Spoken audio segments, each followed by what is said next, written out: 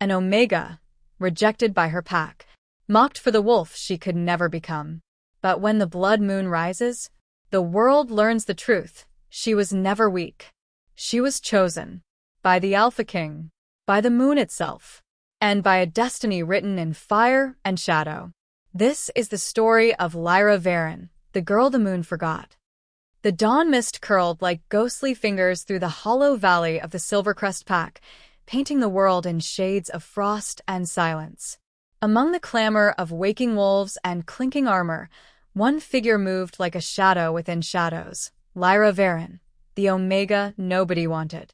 She crouched in the corner of the pack's outdoor kitchen, scrubbing soot from a cauldron as the warriors ate their breakfast. Their laughter was sharp, cruel, like the crack of a whip.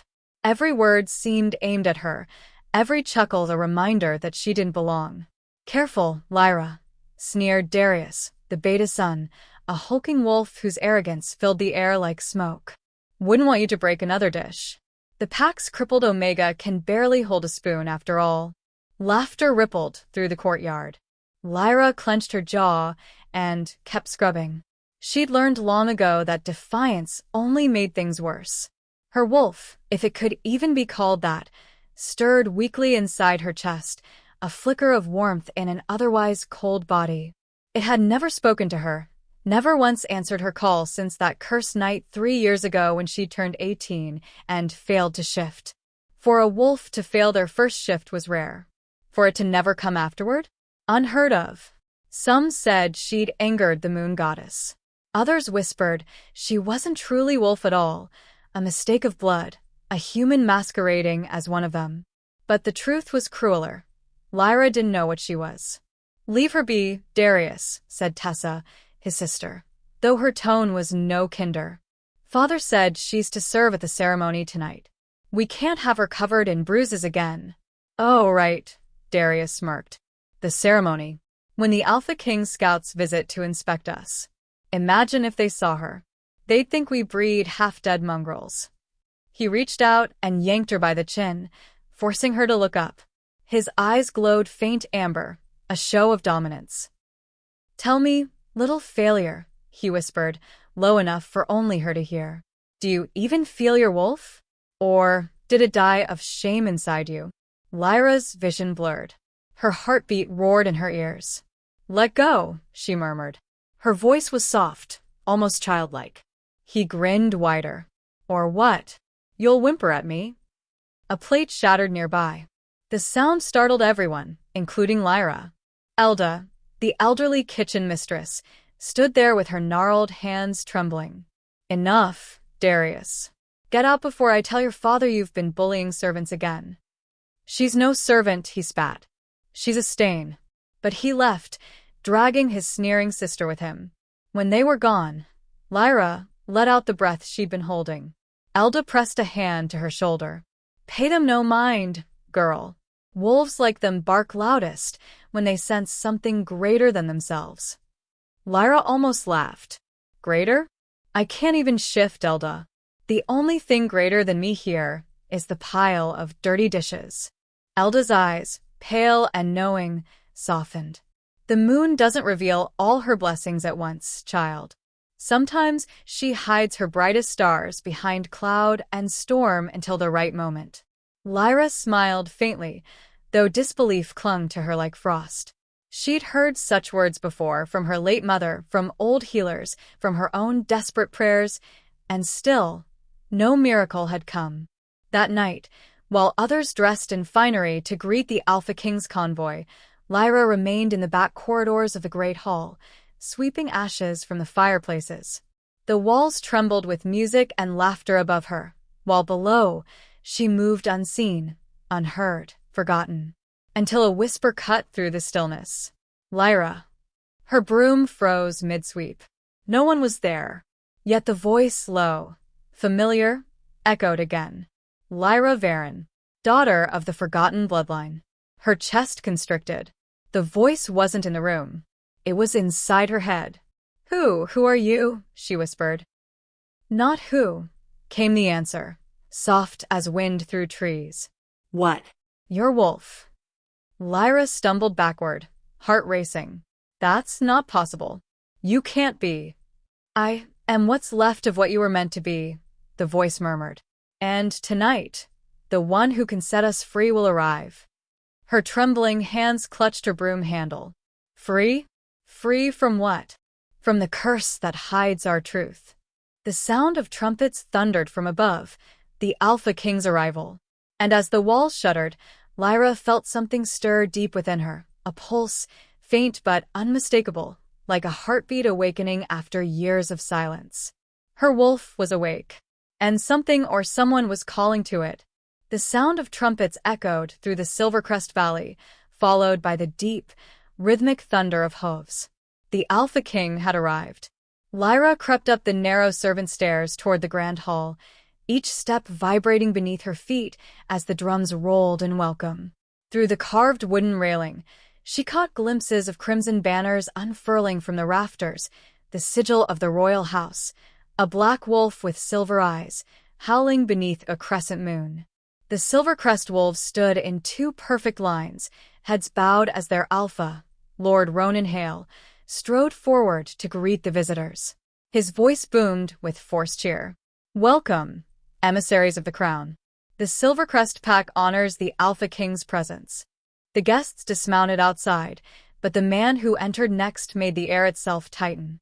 He was tall, impossibly tall, broad-shouldered, dressed not in ostentatious finery, but in sleek black armor trimmed with silver. His presence radiated quiet dominance, a power so dense that the lesser wolves instinctively lowered their gazes. The Alpha King, King Cale Darien of the Midnight Court, the ruler of every pack between the northern glaciers and the southern sands. His mere scent was said to bend rogue wolves to obedience and break weaker ones entirely. Lyra's breath caught when she saw him, not because of his beauty, though there was that too, in the stark, dangerous way of a storm before lightning strikes, but because the moment her eyes found him, her chest seized. That pulse again. The one she'd felt before. This time it was stronger, burning electric. Her wolf whispered inside her, urgent now. That's him. Her knees nearly buckled. Him? She stared harder, as if looking might change what she was hearing. But her wolf's presence pulsed hotter, a wildfire beneath her ribs. The one who can set us free. Cale moved through the hall, his voice low as he exchanged formal greetings. His eyes, cold silver, scanned the gathered wolves with measured indifference. Yet for a single heartbeat, they flickered upward, to the shadows of the servant gallery where Lyra stood. And the world stopped. For that fraction of a second, his eyes locked with hers. The power that surged between them was primal, wordless, ancient. Her throat went dry, and her wolf howled within her, a sound she hadn't thought she'd ever hear. But then, just as suddenly, he looked away. The moment shattered like glass, and Lyra stumbled backward into the darkness, clutching her chest. She didn't understand what was happening, only that something deep within her had awakened, and that the Alpha King himself was somehow tied to it. Down below, the feast began. Laughter, toasts, and the metallic scent of roasted venison filled the air. Lyra tried to force herself to focus on her chores, carrying empty goblets, replacing candles, anything to keep her trembling hands busy. But every time she passed near the dais, her body reacted as if pulled by an unseen tether. Cale hadn't looked at her again, but she could feel his presence as if he were standing behind her at every turn. His aura radiated command, cold, disciplined, but barely restrained, like a predator leashed by sheer will. At one point, she overheard murmurs among the warriors. He's come seeking a new alliance. No, not alliance, he's searching for something. Or someone. The words made her pulse quicken. When the feast finally ended, Lyra escaped into the courtyard to breathe. The moon had risen, vast and luminous, silver light pooling over the cobblestones. She tilted her face up toward it, whispering a shaky plea. Why me? Why now? But the moon offered no answer, only silence and the faint rustle of wind. Then came footsteps behind her, slow, measured, heavy with authority. She turned, heart pounding. King Cale stood there, his gaze unreadable. The faintest glint of moonlight caught in his eyes, turning them almost white. "I don't believe I've seen you before," he said, voice deep and low, like thunder far away. "You're not of noble blood." Lyra dropped into a clumsy bow. "And no, Your Majesty. I serve in the kitchens." He studied her for a long moment, too long. She felt his gaze brush against her like a touch, deliberate and unsettling. Then his nostrils flared slightly, and his jaw tightened. His voice came quieter now, strained. "Your scent." Lyra froze.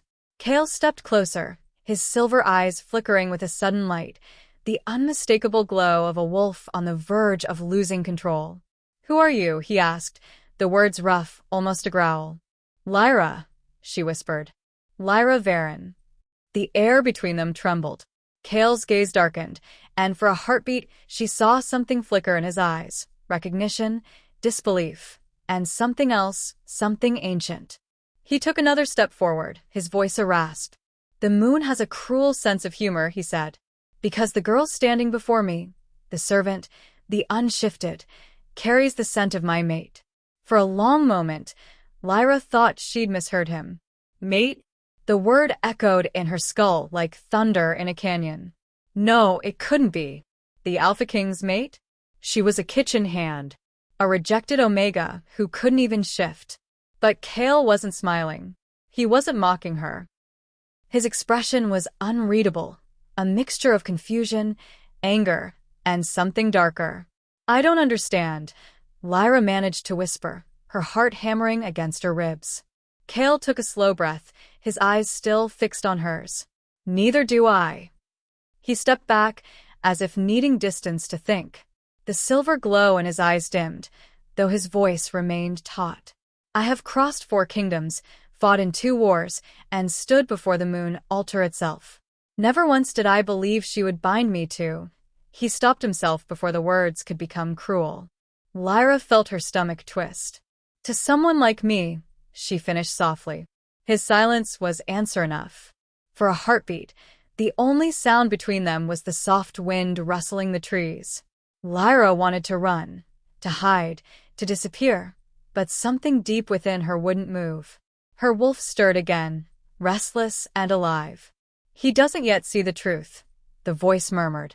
"But he will." She swallowed hard, daring to look up at him again. "If the moon goddess truly bound us, then why do you look at me as though it's a curse?" Cale's jaw tightened. "Because it is." The words hit her like a slap. "You have no idea what you are," he said quietly. "Your scent, it's not just wolf. There's something buried beneath it, ancient, broken. Something the moon shouldn't have touched." Her hands trembled. "You're mistaken. I'm no one. I can't even shift."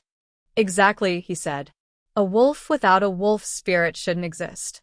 And yet, I can feel yours. Weak, fractured, but powerful." Lyra shook her head, the beginnings of panic clawing up her throat. "Please stop." Cale's voice softened then, though it still carried the weight of a storm. "Tell me, Lyra Varyn, do you know your lineage?" She blinked. "My parents were Omegas.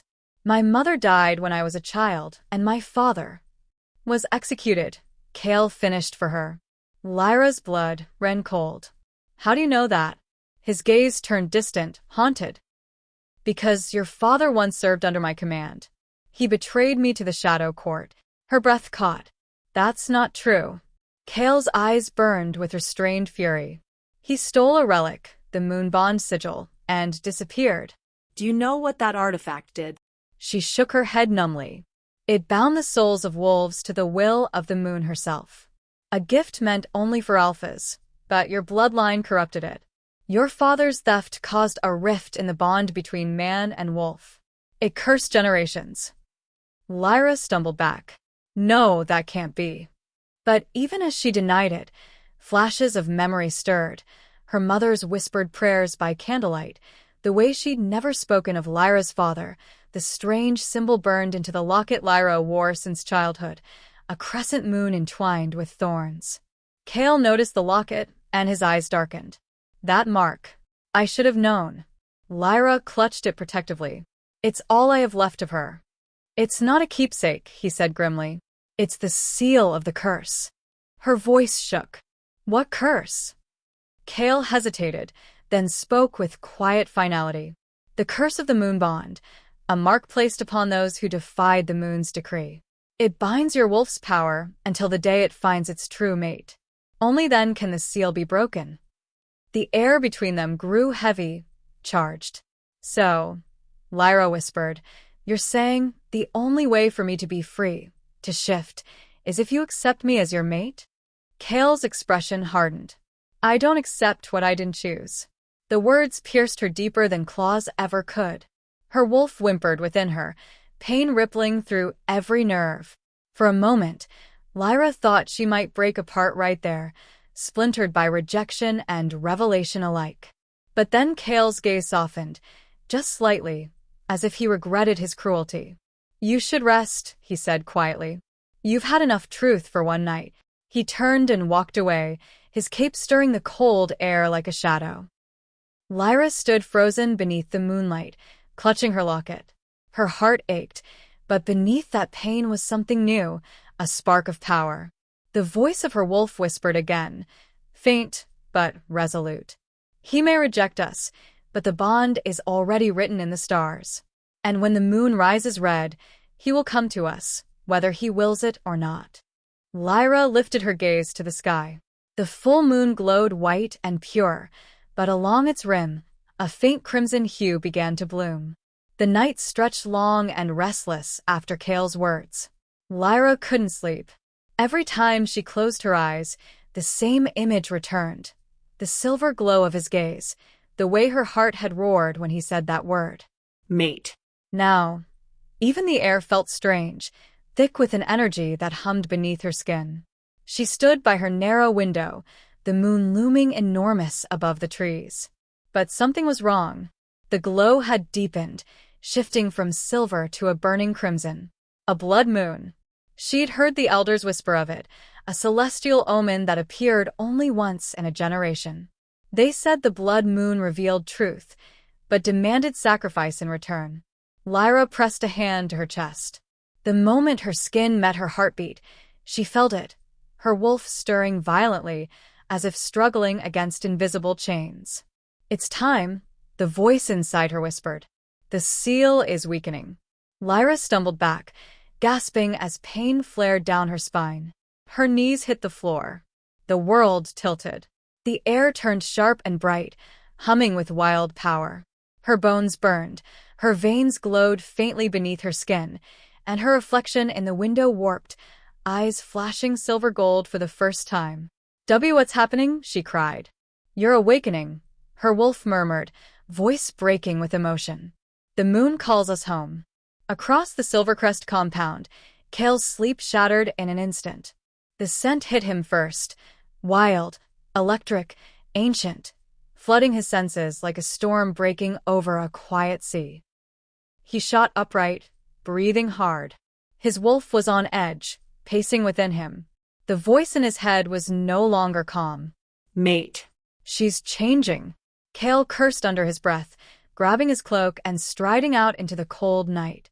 The moment he stepped into the courtyard, the energy slammed into him, pure lunar magic, raw and untamed.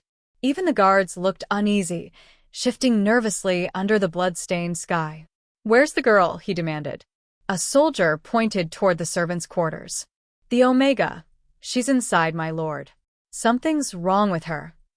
Kale didn't wait for permission. He crossed the courtyard in a blur of motion, kicking open the door. What he saw inside froze him. Lyra knelt in the center of the room, surrounded by a faint halo of red light.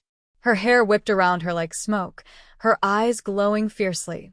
Not the dull, frightened gaze of a servant, but the stare of something otherworldly. Lyra, he said, voice low, steady. Listen to me. You have to breathe through it. Don't fight the power, guide it. She looked up at him, tears streaking down her cheeks. It hurts. Kale took a step closer, his instincts warring with reason. Every fiber of his being screamed to go to her, to touch her, to claim her, to shield her from the agony. But his rational mind fought back. He was the Alpha King.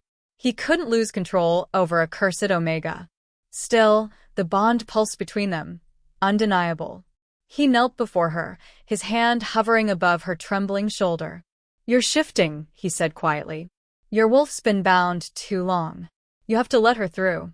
"I can't," she gasped. She's too strong." Then her body convulsed, and a shockwave of energy rippled through the room. Cale caught her before she hit the floor, the force of it slamming into his chest. Her scent, moonlight and ash, wrapped around him like a drug. His wolf growled in his head. "She's ours." Cale's breath came sharp. "No," he whispered, though he wasn't sure who he was denying anymore, himself or the goddess who had done this. The red light flared brighter, then burst outward, shattering the windows. A single, piercing howl filled the night. Not from Cale, not from any guard, but from Lyra. It wasn't human. It wasn't even entirely wolf. It was something else. When the light finally faded, Cale found himself staring at her, no longer curled and broken, but standing tall, her eyes glowing with the brilliance of a full moon. A faint silver mark shimmered on her skin, a crescent bound in thorns. Lyra's first shift had come, but her wolf form was unseen, cloaked in energy and mist. "Cale," she said softly, voice layered with something ancient, as if two beings were speaking at once. "You said you didn't choose this bond, but neither did I. The moon did." He stood frozen, heart pounding. "Then what are you?" he asked quietly. Her gaze met his, calm, steady, and sorrowful. "I am the price your kingdom forgot to pay." The following morning, the Silvercrest compound buzzed like a nest of startled hornets. Every wolf had heard the howl. Some whispered it was an omen, others said it was a ghost, but all knew something had changed. The air itself felt different. Heavy. Awakened. Cale stood alone in the council chamber, staring at the shattered moon through the tall window. The crimson had faded, leaving behind only a pale, wounded silver. "She shifted," he murmured. "After all these years." His beta, Commander Errand, stepped forward cautiously. "The servants are saying the Omega called to the moon herself. They say her blood glowed." Cale turned sharply. "Superstitions." Errand raised an eyebrow. "And the windows? The scorch marks on the floor? Should I call those superstitions too?" Cale's silence said enough. Errand studied his alpha carefully. "You knew something about this girl before you even arrived, didn't you?" Cale's jaw tightened. "I came to Silvercrest to find the stolen relic. The Moonbond sigil. The scent of its magic was here. And instead, you found her." Cale's gaze drifted toward the door. "She bears the same power signature as the relic itself. Her father must have used it, fused it into her blood." Aaron's eyes widened. "That's impossible. The sigil was a divine artifact, bound by the goddess herself." "Exactly," Cale interrupted. "And yet she exists, which means her very soul is forged from forbidden power." He turned back toward the window, his expression grim. "If the Shadow Court learns of this, they'll hunt her, the same way they hunted her father." In another part of the keep, Lyra sat by the fire in the healer's quarters, wrapped in a cloak 2 sizes too large. A blur of light, a voice like thunder, a feeling of ancient sorrow. Elda, the old kitchen mistress, entered quietly, balancing a tray of broth. "You should eat," she said softly. Lyra managed a faint smile. "You shouldn't be here. If the Alpha King finds out." "Let him," Elda said, setting the tray down. "I've seen more kings come and go than he has hairs on that proud head of his." Lyra laughed weakly, but the sound soon faded. "Elda, what do you know about my father?" The woman froze. Her hands trembled slightly as she adjusted the bowl. "Why would you ask that?" "I was told he betrayed the king," Lyra said. "That he stole something called the Moonbond sigil." Elda exhaled, her eyes filled with a pain Lyra hadn't seen before. "Your father was no traitor. He was a man who tried to save his child." Lyra frowned. "Save me? From what? From the prophecy, Elda whispered. From the curse placed on your bloodline before you were even born. Lyra's pulse quickened. What prophecy? The Shadow Court claimed that a child of both moonlight and shadow would be born, one who could rewrite the laws of the bond itself. The power to unmake alphas, to sever mates, to reshape fate. Your father knew the goddess would not allow such a being to live. So he ran. Lyra's breath hitched. You're saying that was me? Elda nodded solemnly. He hid you among Omegas to keep you safe. But when he was captured, the court cursed you, sealed your wolf, and erased your birthright. Her hands clenched in her lap. And now the seal is broken. Yes, Elda said softly. And that means both sides will come for you. The Shadow Court will want your death, and the Alpha King. Lyra's gaze dropped. Doesn't want me at all. Elda's voice turned firm. You're wrong about that, child. He fears you, yes. But fear and fate often walk hand in hand. That night, as the fire dimmed, Kale entered quietly. His presence filled the room even before he spoke. You shouldn't be awake, he said. Lyra didn't turn. You shouldn't be here. He ignored that. Do you remember anything from last night? I remember pain, she said softly. And you telling me to let it in. Kale crossed his arms. Your wolf is not ordinary. When you called to the moon, I felt it like she was speaking through you. Lyra turned then, her eyes searching his. You think I'm dangerous. I know you are. She rose slowly to her feet, the firelight glinting off her locket. Then why didn't you kill me? Kale hesitated. The silence between them stretched, thick with the weight of everything unsaid. Finally, he answered, voice low and raw. Because even if the bond is a curse, I cannot bring myself to break it. Lyra stared at him, her heartbeat quickening. Then what happens now? He exhaled. Now, I take you to the capital. The council will decide your fate. Her wolf stirred uneasily. The council will not judge. They will destroy. Lyra's fingers tightened around the locket. And if they choose death? Kale's eyes flickered with something unreadable. Then the moon will have to take back what she gave. Outside, the wind howled, low and mournful, carrying with it the first whispers of war. The morning mist clung to the earth like silk as Lyra mounted her horse. The world still looked gray and uncertain, like her fate. The pack gathered in silence to watch their departure. Kale sat astride his black stallion, tall and grim, the royal crest gleaming on his cloak. Lyra rode behind him, her borrowed cloak fluttering in the cold wind. No one dared to meet her eyes. Not after the blood moon. As the gates creaked open, Kale gave a curt nod. We ride for the capital. Stay close. The forest paths are not safe. His escort, 10 elite warriors of the Midnight Court, moved in formation, their armor whispering softly against the morning air. Lyra tried to focus on the rhythm of the horse beneath her, but her thoughts swirled like leaves in a storm.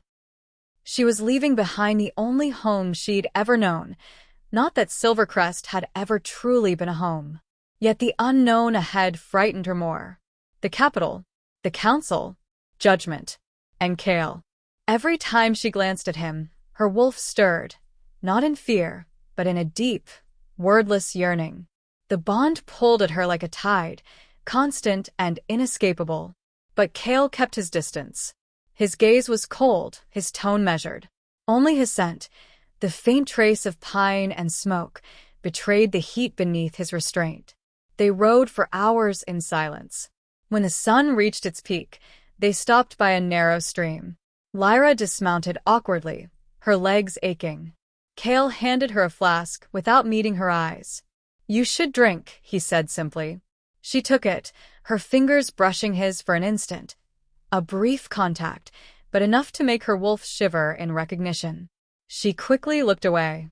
Tell me something, she said after a moment, her voice quiet. Why did you really come to Silvercrest? You said it was for the relic, but you already knew my name before I told you. Kale's jaw flexed. I knew the name of the traitor, who once served under me. I didn't know his daughter still lived. Then why didn't you kill me when you found me? He turned to her, silver eyes hard. Because I wanted answers first. Lyra frowned.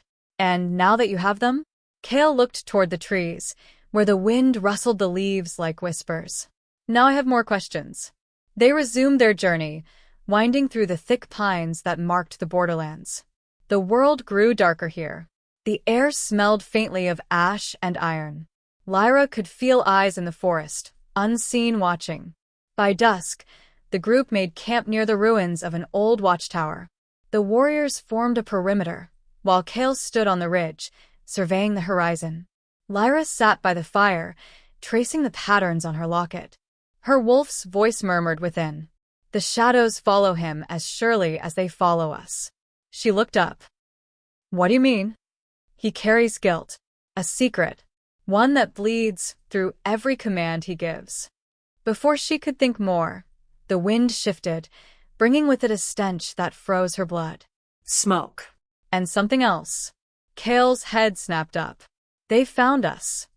In the next instant, black shapes emerged from the treeline, cloaked figures with eyes like coals and blades that shimmered with dark runes. The Shadow Court. Lyra's breath hitched. The air itself thickened as they advanced. Their leader stepped forward, his voice a serpentine hiss. Hand over the girl, Your Majesty. She belongs to us. Kale's wolf surged beneath his skin. You'll have to go through me, the warrior smiled. Gladly. Then chaos erupted.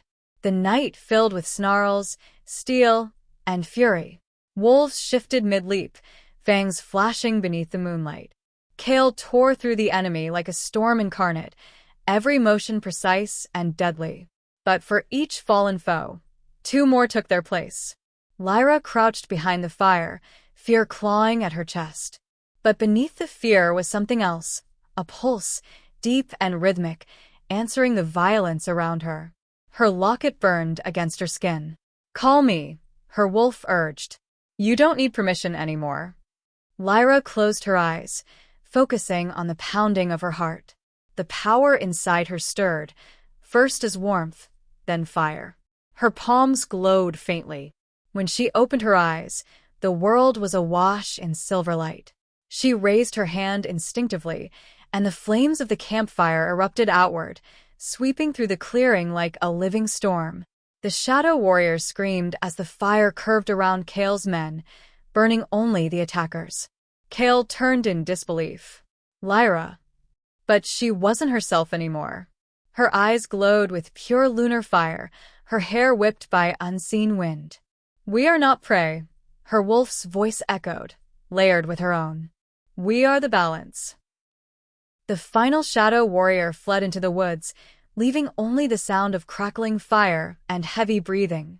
Slowly, the glow faded from her hands. Lyra swayed, the strength draining from her limbs. Kale caught her before she could fall. Her voice trembled. I didn't mean to. He held her firmly, his tone low but not unkind. You saved us. She looked up, confused. You're not angry? Kale's expression was unreadable. No. But now I understand why the Shadow Court wants you dead. His gaze lingered on her, softer than before, and for the first time, he didn't look at her like a curse, but like a mystery he couldn't stop unraveling. Rest now, he said quietly. Tomorrow, we ride at dawn. And when we reach the capital. He hesitated, the words heavy. You'll learn who you truly are. They reached the capital at dusk 3 days later. From the crest of the final ridge, the city unfolded beneath them, a vast sea of silver rooftops and moonlit spires, encircled by a colossal wall etched with runes that shimmered like starlight. Ardenvale, the city of silver thrones, the beating heart of the Wolf Empire. Lyra had imagined the capital countless times as a child, a place of stories, where honor and nobility reigned. But as she looked upon it now, she felt only awe and unease. The city pulsed with energy, both beautiful and cold, like moonlight on a blade. Kale rode at her side, silent, his gaze fixed on the grand palace that crowned the city's center, a citadel carved from white stone and obsidian glass. At its peak, a great silver statue of the moon goddess rose above all, arms outstretched to the heavens. "That's the hall of the council," Cale said, his tone unreadable. "By sunrise, they'll know you've arrived." Lyra's stomach tightened. "And by sunset?" He didn't answer.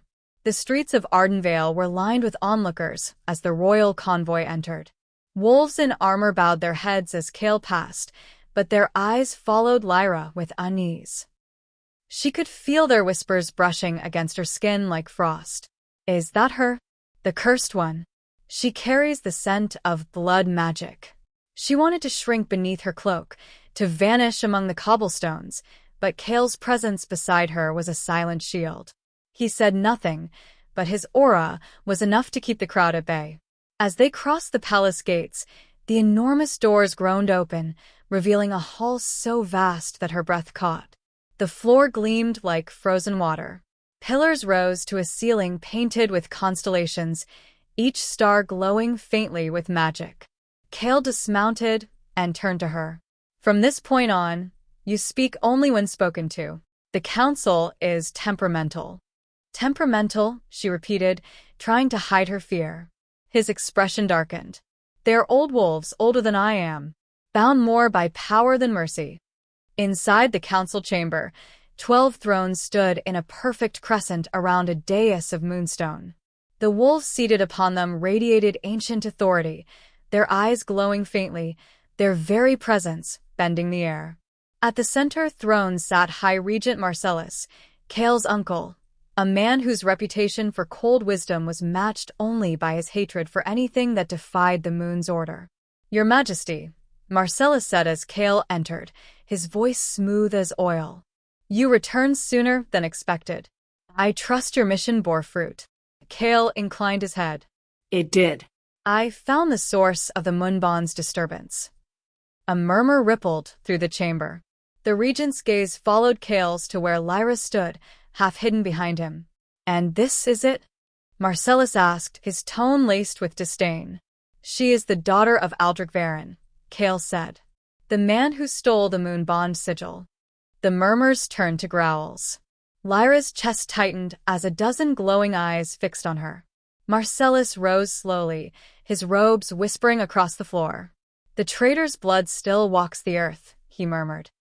"The goddess must have a cruel sense of humor indeed." Cale's jaw clenched, but he said nothing. Marcellus descended the dais and circled Lyra like a predator appraising prey. "You caused quite the spectacle, child. Fire that obeys no master. Wolves who bowed to an omega." Below, she could hear the murmurs of the people, some praying for her redemption, others for her death. Cale entered quietly. He looked exhausted, the day's argument written in the lines of his face. "You shouldn't be out here," he said. Lyra didn't turn. "They think I'm a monster." He hesitated. "They fear what they don't understand." She looked at him over her shoulder. "And what about you? Do you understand me?" Cale met her gaze. "No." "But I want to." For a heartbeat, neither spoke. The bond between them hummed in the silence, fragile, dangerous, undeniable. Then Cale said quietly, "The trial is tomorrow night. Whatever happens, you don't face it alone." Lyra turned back to the moon, her voice a whisper. "You say that now." "But when the goddess shows you the truth of what I am..." She looked down at the faint glow of her locket. "You may wish you had let them kill me." The night of the trial came dressed in silence. Not the soft quiet of peace, but the kind that waits before a storm breaks. Lyra stood at the center of the Moon Court's sacred amphitheater, a vast circle of white stone open to the sky. Above her, the moon hung full and cold, its light spilling down like judgment. Around her, the 12 council members sat upon their thrones, and Cale stood beside them, neither ally nor executioner, bound by duty to witness what was to come. She wore a simple white shift. Her wrists were bare save for the silver chains of ritual that gleamed like frost. The mark on her chest, crescent and thorn, glowed faintly under the moonlight. Marcellus rose, his voice echoing across the arena. "Lyra Varyn, daughter of the traitor Lyra Varyn, you stand accused of carrying forbidden power, of defying the balance of wolf and moon. Do you accept the goddess's judgment? Lyra swallowed hard. I accept. So be it. He lifted a crystal blade toward the sky. The runes carved into the amphitheater flared to life, circles of light spiraling outward until they formed a dome of shimmering silver around her. The moon sees all truth, he intoned. She will strip away lies, blood, and bone until only the soul remains. If you are wolf, she will spare you. If you are shadow, he smiled faintly, she will unmake you. The ritual began. The first pulse of magic hit her like a wave. Lyra gasped, her knees buckling as light seared through her veins. Her heartbeat became a drumbeat in her skull. The crowd blurred into nothing. Only the moon remained, vast and merciless above her. Her wolf's voice echoed faintly within. Do not fight her. Let her see. I can't, Lyra whispered. You must. Only truth can set us free. The runes blazed brighter, burning patterns across the stone. Her skin began to shimmer with silver lines, tracing the shape of ancient symbols she'd never seen before, sigils older than wolf-kind itself. The air trembled with their resonance. Gasps rippled through the onlookers. Even Kale took an involuntary step forward. What is this? One of the council elders demanded. This is no wolf magic. Marcellus's eyes narrowed. It's the relic. The moon bond sigil fused with her essence. Lyra screamed as another surge of power tore through her. Her chains snapped, scattering like dust. She fell to her hands and knees, her hair streaming around her face, as the mark on her chest ignited. Then the world broke open. The moon's light poured downward in a single beam, striking her like a spear. But instead of consuming her, it spread outward, refracting into dozens of silver threads that stretched toward the sky. Within each thread flickered memories not her own, visions of wolves kneeling before the moon, of battles waged in her name, of bonds forged and broken through time. And, at the heart of it all, her father, Lyra Varyn, standing before the goddess herself, defying her command. You would chain the bond forever, he said to the divine light. You would decide who may love and who must obey. I will not let you. Lyra's breath caught. She saw him lift the moon bond sigil, the same symbol that now burned upon her chest. Then take me, he cried, but spare my child. The vision shattered. Lyra fell back, gasping. The beam of light dimmed, but it did not fade entirely. Instead, it lingered around her like a mantle. Her eyes glowed, not silver now, but molten gold streaked with shadow. The council recoiled. She carries both light and darkness, one whispered. Impossible. Marcellus's face twisted in fury. Abomination. Kale moved before he realized it, stepping between Lyra and the regent as guards drew their blades. Enough. She is not wolf. Marcellus roared. She is the spawn of defiance itself. Kale's voice thundered back, his wolf rising to the surface. Then the goddess herself is to blame, for she marked her as mine. The amphitheater shook with their power. Stone cracked, wind howled. Lyra could barely breathe. Her wolf, no, herself, spoke through the chaos, her voice echoing through every mind present. I am not curse or savior. I am what the moon made me, balance. The chains of light shattered completely. The runes faded, leaving only silence and the faint shimmer of power drifting like dust in the air. When it was over, Lyra stood trembling but alive. The mark on her chest had changed, no longer a thorn crescent, but a full moon split by a single line of shadow. Marcellus sank back into his throne, pale with rage. The trial is inconclusive, he spat. The council will deliberate. Until then, she remains your responsibility, Kale. But mark my words, the Shadow Court will not rest until she is gone. Kale bowed stiffly, though his eyes never left Lyra. Let them come. Later, alone in the quiet of his chambers, he found her staring at her reflection in the darkened window. The mark still glowed faintly, like a heartbeat. Are you in pain? He asked softly. Lyra shook her head. No. Only changed. Kale studied her in the dim light. The goddess showed me something during the trial. When the moonlight touched you, I saw a vision. 2 wolves, one of shadow, one of flame, circling the same heart. Do you know what that means? She met his gaze. That even light needs darkness to exist. He stepped closer, close enough that she could feel the heat of him. And if darkness burns brighter than light?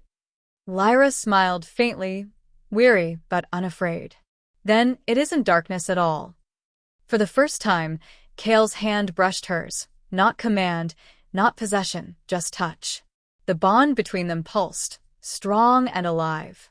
Outside, thunder rumbled in the distance. The blood moon's echo.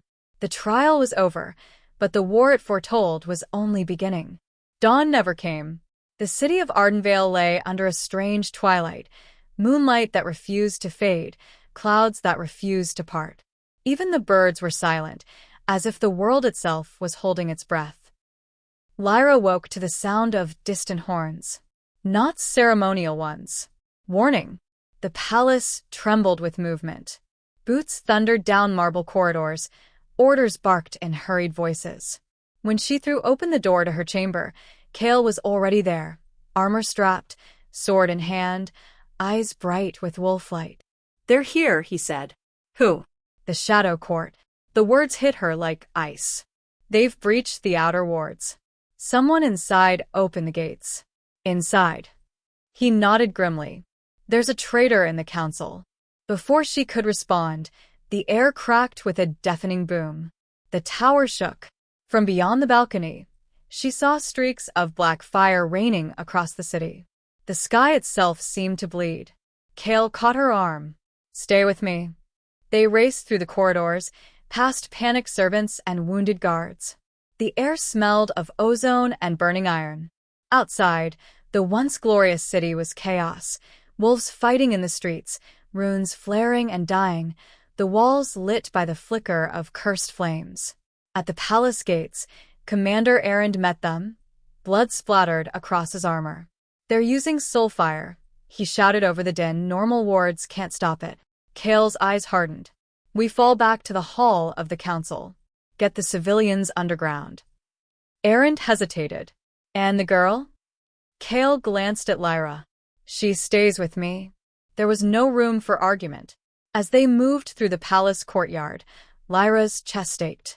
The bond between her and Kale thrummed like a living wire, pulling tighter with every pulse of danger. Her wolf prowled beneath her skin, ready, waiting.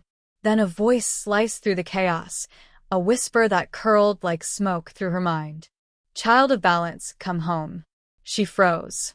The world blurred, and for a heartbeat, she was standing somewhere else, an expanse of silver sand beneath a red sky. A figure emerged from the shadows ahead, tall, cloaked, faceless. You were meant for us, it said. You were never Moon's creation. You were ours. She stumbled back. Who are you? The ones who kept the truth. The ones your father betrayed. You cannot fight what you are. Lyra. Kale's voice yanked her back to reality. She gasped, the vision vanishing like smoke. Her hands glowed faintly, runes crawling up her wrists in black and silver. Kale caught her as she swayed. What did you see? Them, she whispered. They're calling to me. He looked into her eyes, saw the fear there, and something else. Power. Don't listen, he said fiercely. They'll twist what's true. They want the relic inside you. A tremor ran through the ground, cutting him off. The sky darkened further. From the heart of the city, a column of shadow erupted, coiling upward like a serpent made of smoke and flame. At its center, a single figure rose, cloaked in black, eyes burning crimson. Marcellus, Kale hissed. Lyra's breath caught. Your uncle? Yes, he said bitterly. The traitor inside the council. The High Regent's voice boomed across the city, amplified by power that made even the clouds tremble. Quel d'Arien. You defied the goddess for a cursed bloodline. You brought ruin to the Moon Court. But fear not, your error will be corrected. The girl will return to her rightful masters, and your line will end tonight. Lyra's wolf growled within her. He bears the mark of the shadow. He's been theirs for years. Kale gritted his teeth. We end this now. He turned to Erend. Get the civilians clear. The shadow forces will come through the central gate. We hold the line until they're safe.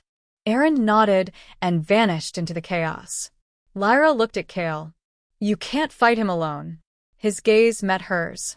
I won't have a choice if you run. She lifted her chin. Then I won't run. For a moment, something like pride flickered in his eyes. Then he drew his sword, the runes along its edge igniting with silver fire. Stay close, he said quietly. The courtyard became a battlefield of light and darkness. Wolves of the Midnight Court clashed with the cloaked assassins of the shadow, steel against shadow flame.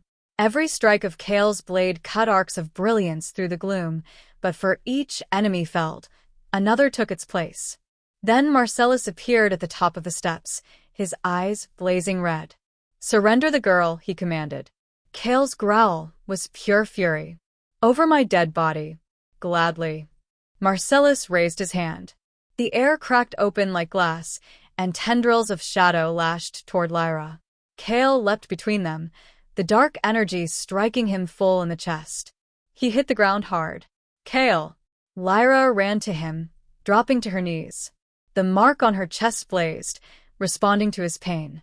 Shadow tendrils coiled toward them both, hissing, but the light around her exploded outward, burning them away. She looked up at Marcellus, fury and fear colliding. You wanted me? She shouted. Then take me. Her wolf's voice surged through her like a roar. No more hiding. Her eyes turned gold and black, her hair lifting in a halo of light.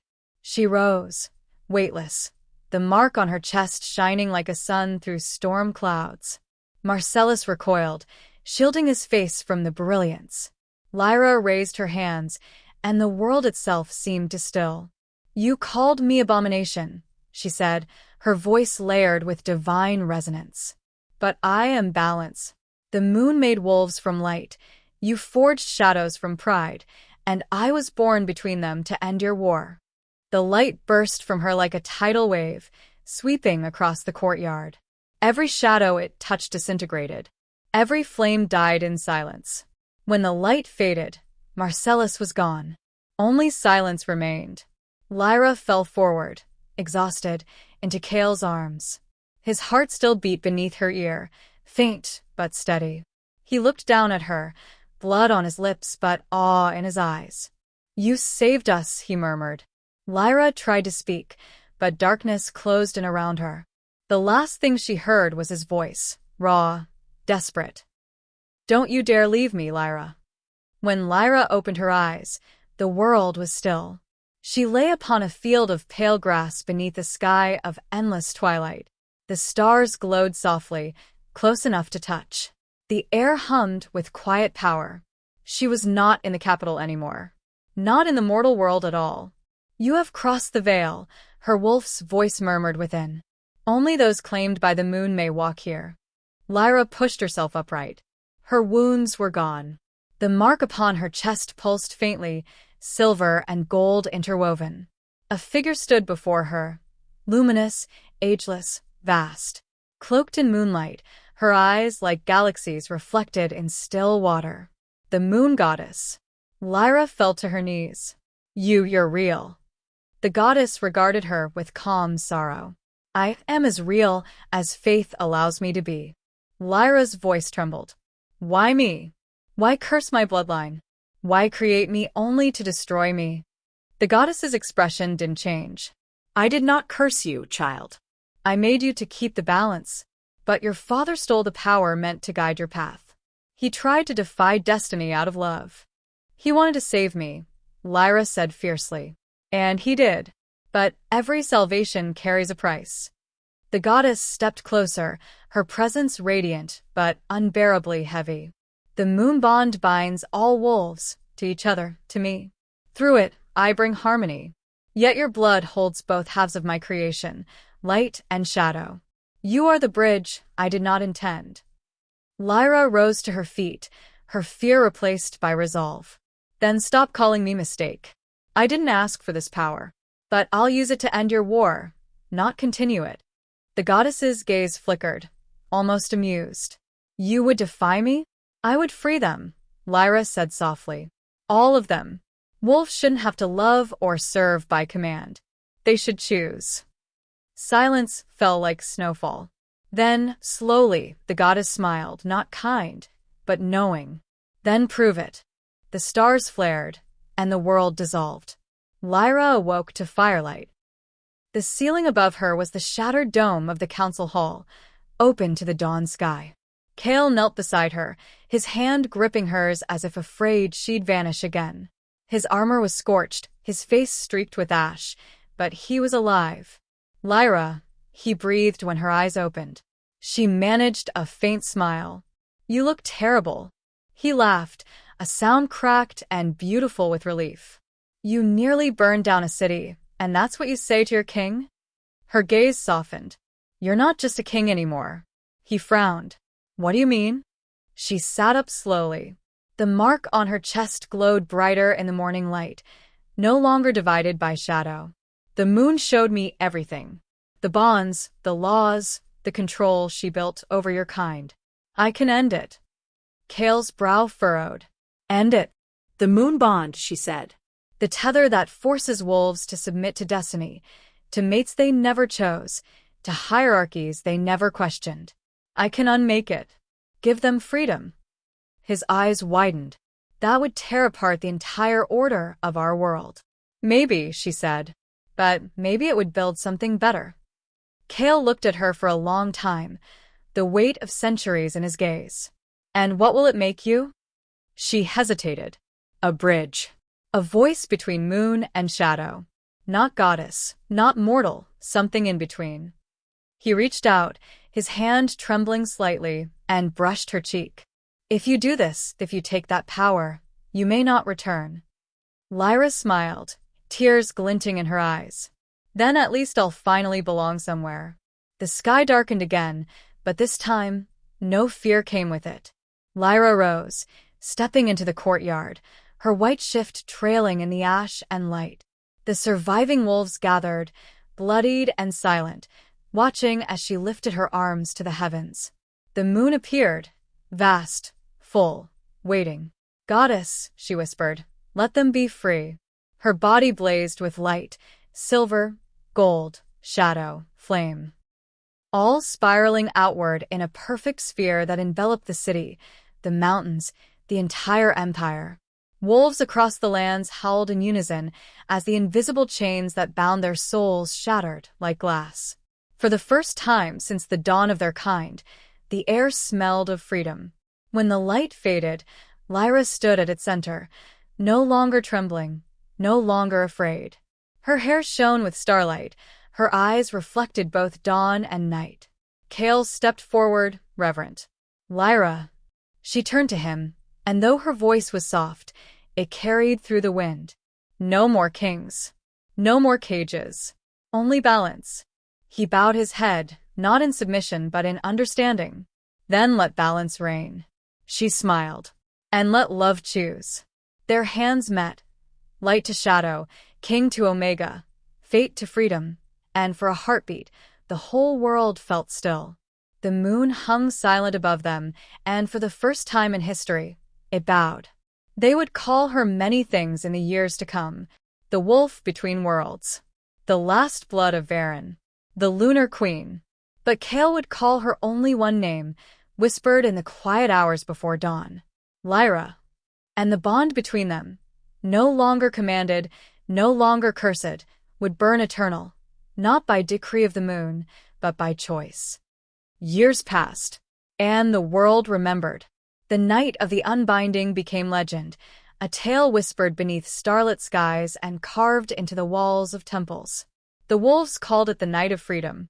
The humans called it the breaking of the moon. But those who had seen it with their own eyes knew it for what it truly was, the ascension of Lyra Varyn. The moon still hung above the world, but softer now, its light no longer commanding but watching. The silver pole that once forced wolves to bow to fate was gone. Packs became nations.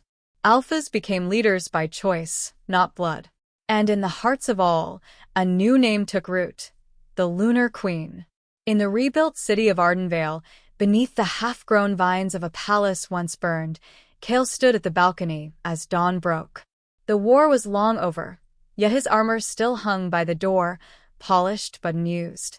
His rule had changed with her gift, gentler, freer. Wolves and humans traded in open markets. Once silent forests now rang with laughter instead of battle cries.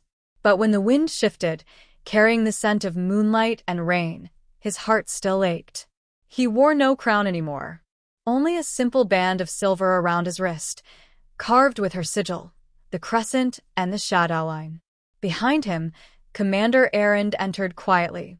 "Your Majesty," he began, then caught himself. "Forgive me, old habit." Cale smiled faintly. "The title means little now."